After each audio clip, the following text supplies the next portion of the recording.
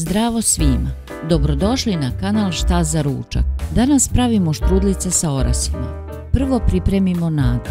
U šerpu za fil sipamo 125 ml mlijeka, 7 kašika šećera,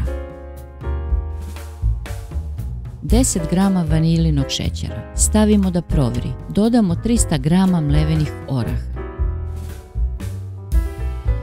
Promešamo pa sklonimo sa ringle. Dodamo 50 g čokolade.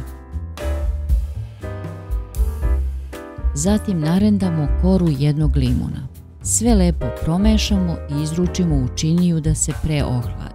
Dok se hladi nadev, u činiju sipamo 250 g razmekšanog putera ili margarina. Dodamo 50 g šećera, 10 g vanilinog šećera, 200 g pavlake. Sve dobro izmešamo viljuškom. Dodamo 500 g brašna i zamesimo testo.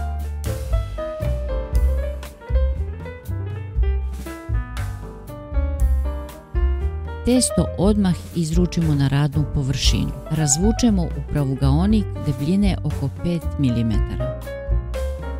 Isečemo krajeve, pa isečemo na 4 trake širine 7 cm.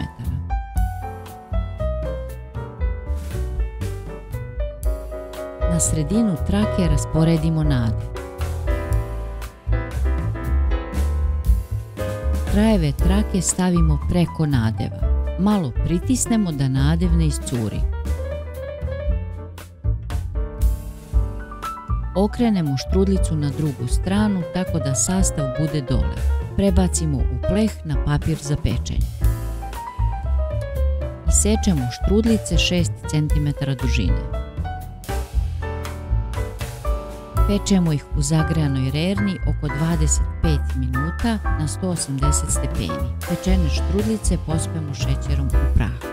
Ako vam se dopao ovaj recept, lajkujte i zapratite kanal. Prijatno!